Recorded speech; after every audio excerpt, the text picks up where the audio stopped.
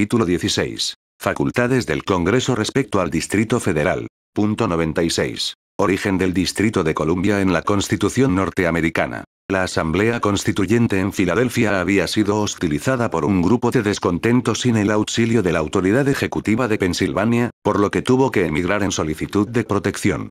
Con ese precedente, los constituyentes pensaron en la necesidad de que el gobierno nacional residiera en un lugar exento de la jurisdicción de cualquier estado de la Unión. Los estados de Maryland y Virginia cedieron el territorio con el nombre de Distrito de Columbia, se destinó para residencia de los poderes federales, ahí solo tiene jurisdicción dichos poderes. Se presenta diferencias con la norteamericana. Los poderes federales no tienen que esperar la cesión voluntaria que de parte de su territorio quieran hacerles algunos estados. Según la Constitución de 24, el Congreso de la Unión podrá elegir y variar el lugar de residencia de los poderes federales. La Constitución de aquel país tuvo en cuenta la necesidad de destinar un sitio exclusivo para la residencia de los poderes federales, conforme al propósito que buscaba.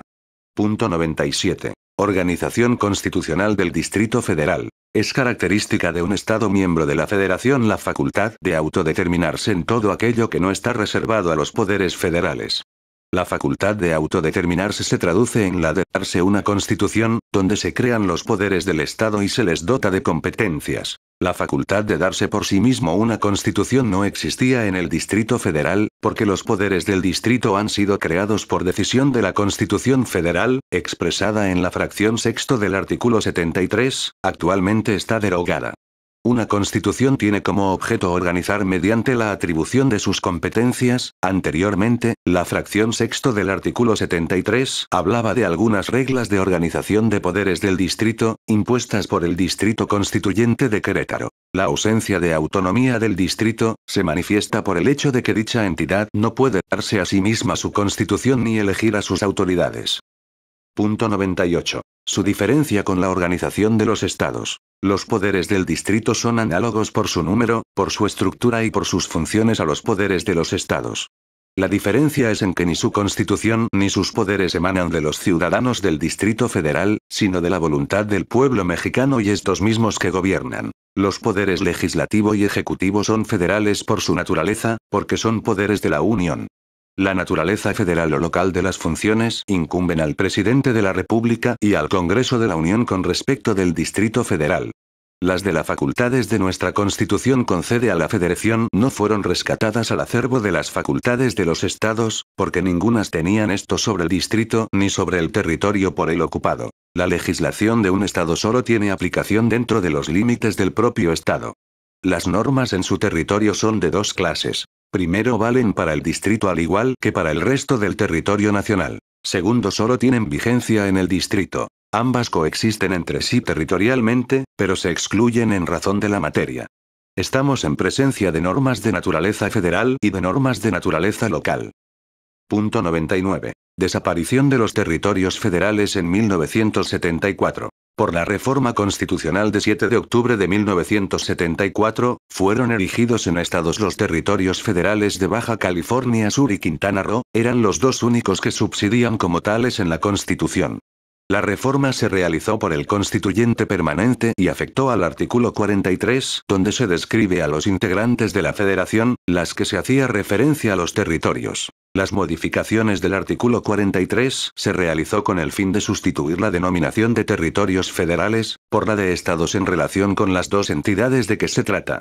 La iniciativa presidencial invocó como fundamentos constitucionales, las fracciones 2 y 30 del artículo 73, hoy en día modificadas, con lo cual daba a entender que solicitaba al Congreso de la Unión y no del constituyente permanente. Si la reforma constitucional se hubiera constreñido a erigir los dos territorios en estados, el órgano competente para realizarla hubiera sido el Congreso de la Unión, sin participar en ella las legislaturas de los estados. La iniciativa presidencial aceptó la suspensión de la fracción. Y la segunda parte de la reforma estaba dirigida a la supresión de todos los preceptos constitucionales relacionados con los territorios, por haber desaparecido los dos únicos existentes. Punto 100. Las islas dependientes de la Federación. Es doble en nuestro régimen federal. La jurisdicción de los poderes legislativo y ejecutivo de la Unión. Primero, la jurisdicción originaria y propia de dichos poderes consiste en las facultades que gozan frente a los estados, y que son generales para todo el país. Segundo, la jurisdicción que a manera de comisión anexa, jurisdicción meramente local, que iguala su ejercicio a la jurisdicción de los poderes de los estados. El artículo 48 dispone: las islas, los cayos y arrecifes de los mares adyacentes que pertenezcan al territorio nacional, la plataforma continental, los zócalos submarinos de las islas, de los cayos y arrecifes, los mares territoriales, las aguas marítimas interiores y el espacio situado sobre el territorio nacional, dependerán directamente del gobierno de la Federación, con excepción de aquellas islas sobre las que hasta la fecha hayan ejercido jurisdicción los estados. Capítulo 17. Facultades de las cámaras en materia hacendaria. Punto 101. Principales facultades de las cámaras en materia hacendaria. Anualidad de los actos en que se ejercen. Las facultades de las cámaras en materia de hacienda, se ejercen por medio de 3 actos. 1. La expedición de la ley de ingresos. 2. La expedición del presupuesto de egresos. 3. La aprobación de la cuenta anual. La administración pública tiene necesariamente que generar gastos para poder prestar los servicios públicos. La autorización de esos gastos consta en el presupuesto de egresos, lo expide la Cámara de Diputados y dura 1 año, según el artículo 74, fracción 4, párrafo 1. Para hacer frente a los gastos es preciso contar con recursos que se obtienen mediante contribuciones impuestas a los habitantes del país, recaudados de acuerdo con la Ley de Ingresos ante la Cámara de Diputados y expedida anualmente por el Congreso de la Unión. El Ejecutivo presenta la cuenta anual ante la Cámara de Diputados, pero el examen y la aprobación, antes incumbían al Congreso de la Unión, corresponde ahora a la propia Cámara de Diputados, según la reforma al artículo 74, fracción 4, acordadas por la Reforma Constituyente de 1977. Los ingresos que se autoricen deber ser los necesarios.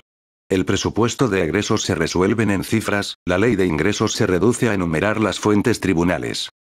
Punto 102. El presupuesto de egresos. Entre las 2 cámaras, algunas de las facultades que antes eran de la Cámara Única, se le otorgó a la de Diputados la facultad exclusiva de aprobar el presupuesto anual de egresos. El constituyente de Querétaro confirmó el sistema censurado por Rabasa, pues según la primera parte de la fracción 4 del artículo 74, es facultad exclusiva de la Cámara de Diputados aprobar el presupuesto anual de gastos, que ahora es el primer párrafo del artículo 74. El artículo 126 constitucional dispone: no podrá hacerse pago alguno que no esté comprendido en el presupuesto determinado por la ley posterior. Todos los gastos públicos tendrán que ajustarse a la norma del presupuesto. La Constitución vigente no aceptó la crítica de Rabasa, pero apareció un nuevo artículo que correspondía en cierto modo a las ideas del dicho autor. El artículo 75 dispone: la Cámara de Diputados, al aprobar el presupuesto de egresos, no podrá dejar de señalar la retribución que corresponda a un empleo que esté establecido por la ley. Y en caso de que por cualquiera circunstancia se omita fijar dicha remuneración, se entenderá por señalada la que hubiere tenido fijada en el presupuesto anterior o en la ley que estableció el empleo. Punto 103. La ley de ingresos. El complemento del presupuesto de egresos tiene su fundamento en la facultad del Congreso para imponer las contribuciones necesarias a cubrir el presupuesto. El artículo 31, obligaciones de los mexicanos, fracción 4, dice: contribuir para los gastos públicos, así de la Federación, como de los estados, de la Ciudad de México y del municipio en que residan, de la manera proporcional y equitativa que dispongan las leyes. El artículo 33 de la Constitución de 57 ampliaba expresamente esta obligación a los extranjeros, pues si estos reciben al igual que los nacionales la protección del poder público para sus personas y sus bienes, sería indebido que no contribuyeran a los gastos de dicha protección. La Ley de Ingresos fue creada del Congreso de la Unión y sigue los trámites comunes a la formación de cualquiera ley. La fracción 4, párrafo 1 del artículo 74. Aprobar anualmente el presupuesto de egresos de la Federación, previo examen, discusión y, en su caso, modificación del proyecto enviado por el Ejecutivo Federal, una vez aprobadas las contribuciones que, a su juicio, deben decretarse para cubrirlo. Asimismo, podrá autorizar en dicho presupuesto las erogaciones plurianuales para aquellos proyectos de inversión en infraestructura que se determinen conforme a lo dispuesto en la ley reglamentaria. Las erogaciones correspondientes deberán incluirse en los subsecuentes presupuestos de egresos. Punto 104. La pluralidad de impuestos. La facultad impositiva de la Federación no excluye la de los estados para fijar y cobrar impuestos. Por este hecho nace el problema de duplicidad de impuestos sobre la misma fuente impositiva.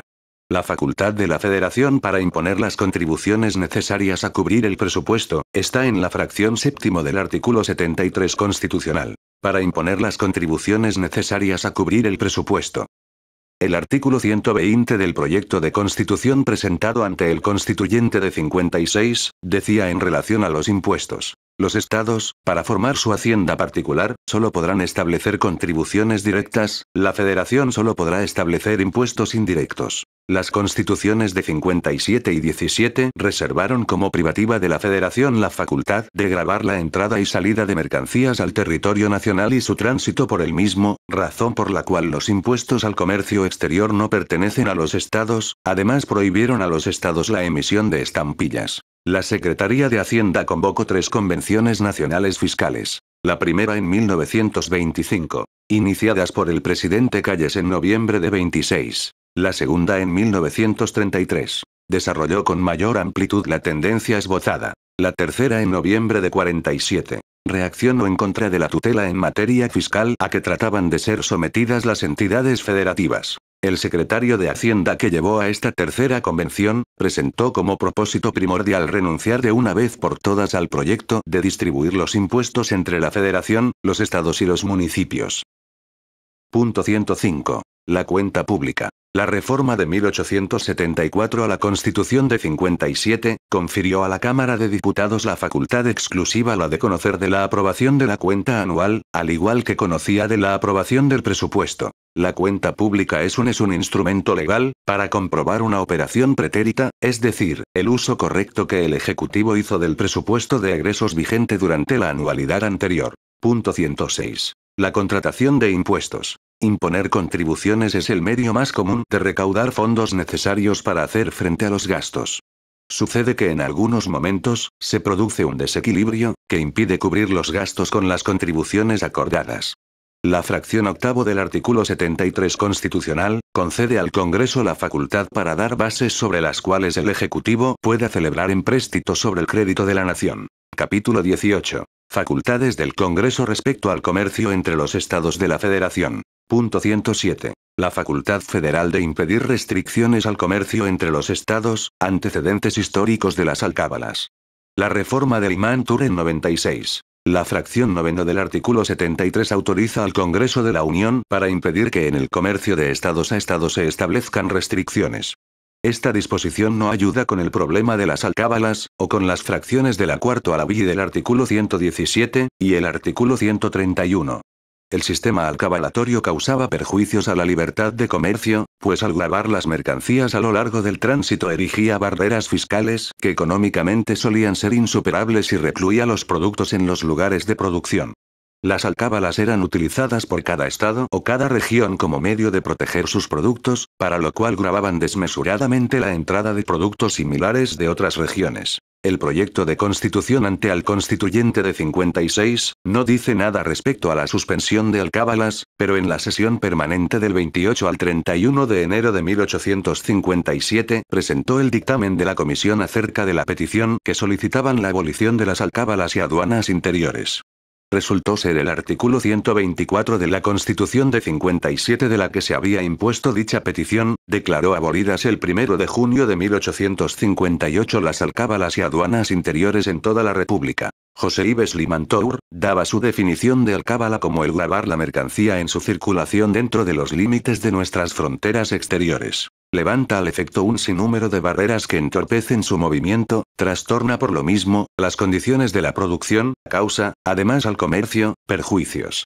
Cuando estuvo en la Secretaría de Hacienda, presentó a la Cámara de Diputados el 30 de mayo de 1895, inspirado en parte en las ideas de la Conferencia de 91, una iniciativa de reforma a los artículos 111 y 1124, que hoy en día son los artículos 117 y 131. Punto 108. Estudio de las fracciones cuarto, quinta, sexta y séptima del artículo 117. Las prohibiciones a los estados del artículo 117, consagradas en las fracciones primera, segunda y tercera existían ya en la primitiva Constitución de 57. Las fracciones cuarto, quinta, sexta y séptima fueron adicionadas en el 96.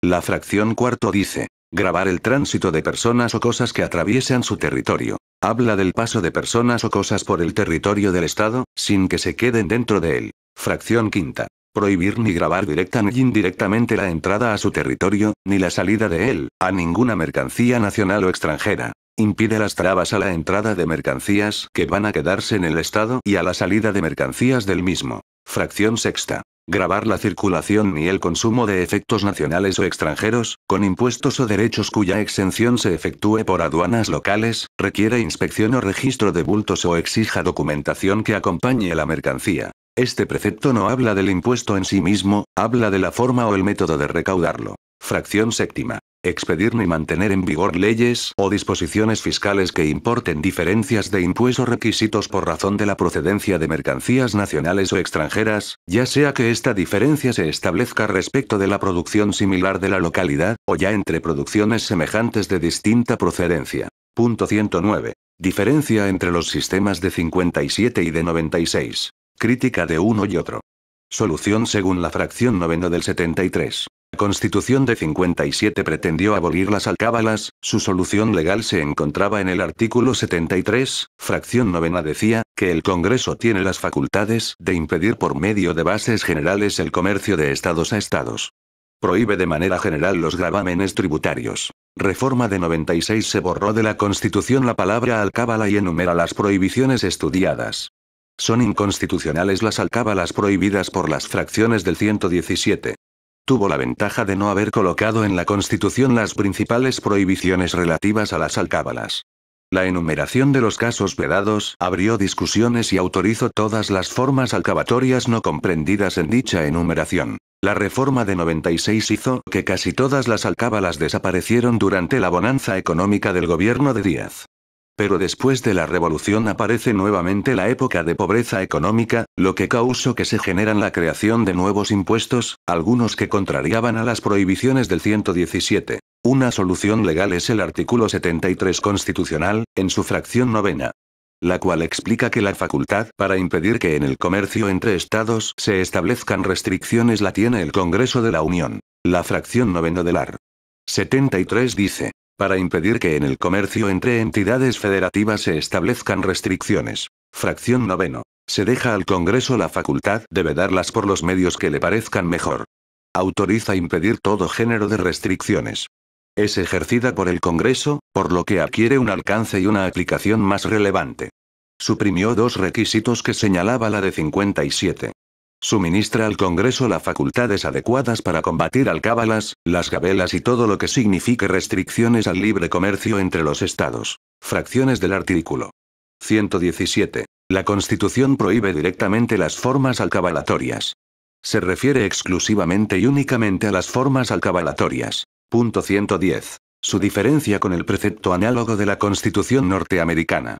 ¿Cómo debe funcionar el nuestro? El artículo 117 en su fracción sexta dice que al prohibir el pago de impuestos por medio de aduanas locales, no hace distinción entre el comercio interior de los estados y el comercio interestatal. La fracción novena del 73 se refiere a restricciones al comercio entre los estados, por consecuencia no están prohibidas por la Constitución ni pueden prohibirse por la ley del Congreso las restricciones alcabalatorias al comercio interior de los estados. Nuestra Constitución, primero, tiene que ejercitarse en vista a las restricciones ya existentes. Segundo, tiene más autoridad. La Constitución norteamericana. Primero, se puede ejercitar haya o no restricciones. Segundo, robustecer las finanzas de los estados para atacar en su origen el mal de la alcábala es lo que propuso la Ley de Coordinación. La Constitución norteamericana. Robustecer las finanzas de los estados para atacar en su origen el mal de la alcábala es lo que propuso la Ley de Coordinación. La Comisión Nacional de Arbitrios, cuyas actividades consisten en 1. Proponer medidas para coordinar la acción impositiva del gobierno, procurando una distribución equitativa de ingresos. 2. Ejercer las facultades que le confiere la ley cuando existan restricciones en el comercio. De acuerdo a las restricciones, la ley para abatirlas establece que sobre la base que la entidad federativa no acató dentro de un término prudente los programas por la Comisión de Arbitrios, la Secretaría de Hacienda puede retener total o parcialmente las participaciones en ingresos. La retención de participaciones tiene por objeto provocar la demanda de la entidad afectada ante la Suprema Corte y obtener una sentencia.